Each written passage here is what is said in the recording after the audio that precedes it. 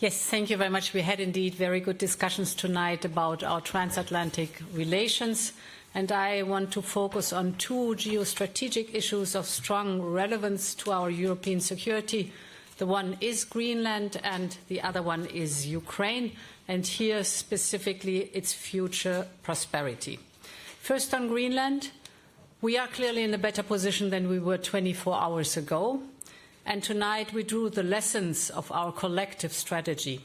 So what did we do? First of all, there was, as you said, Antonio, unequivocal solidarity with Greenland and Denmark. Second, we also stood firmly with the 6 member states that were threatened with tariffs.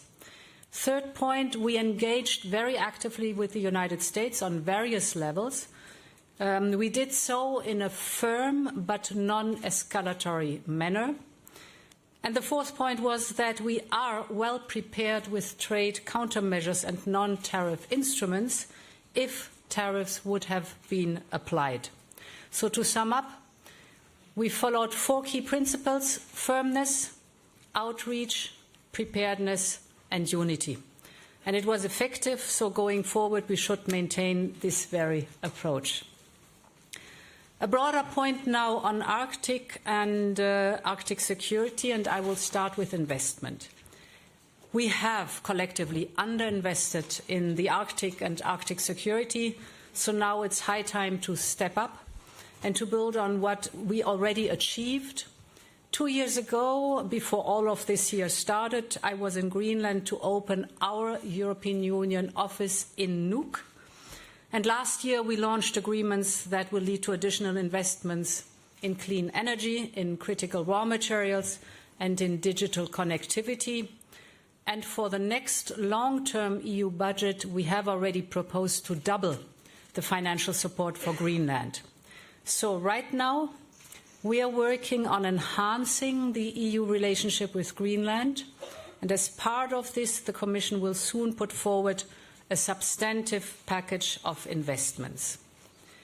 Beyond investment, we also intend to deepen cooperation with the United States and all partners on the important topic of Arctic security.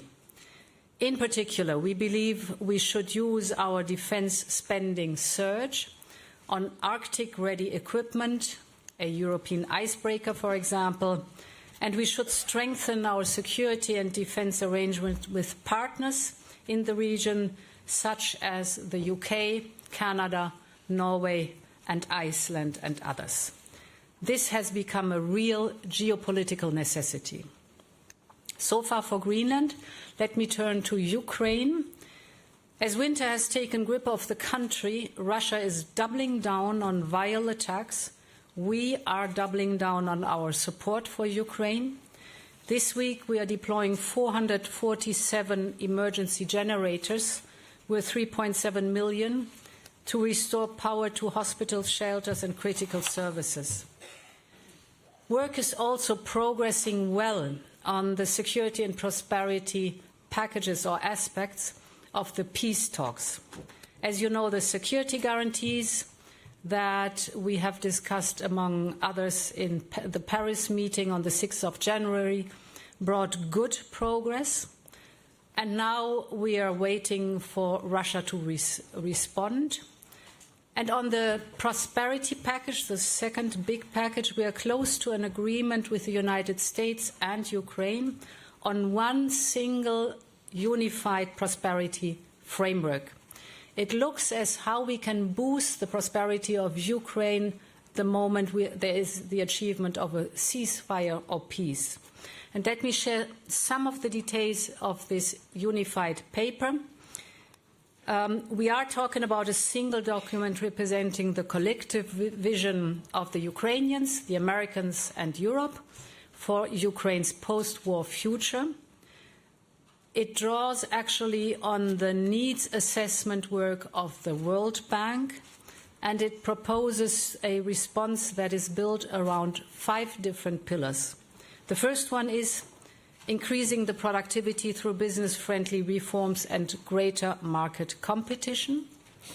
The second pillar is about accelerating Ukraine's integration into the EU single market through reforms in key economic sectors. The third pillar is about significantly scaling up investment.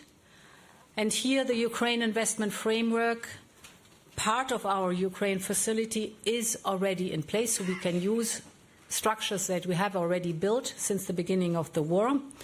It has been so far the EU's main investment vehicle for the country, and it is clearly delivering. The fourth pillar is about stronger donor coordination, because we do not only need public money but also need private investment.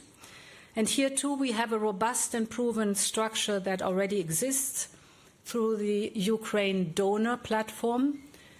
This donor platform brings together G7 countries, the European Commission, Ukraine and other partners. And finally, to complement all this for the prosperity of Ukraine, the fifth pillar is about fundamental reforms, a precondition. It means reinforcing the rule of law, stepping up anti-corruption efforts and modernizing public administration, because this is how we are able to build trust, and trust of our partners and trust of the investors is paramount. So this agreement on the prosperity framework is a very important milestone. As I said, we are almost done.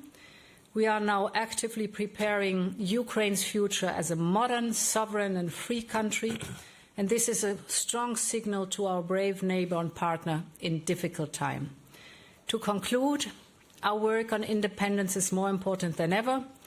We will meet for a leaders' retreat on the 12th of February to further pursue this aim. Thank you very much.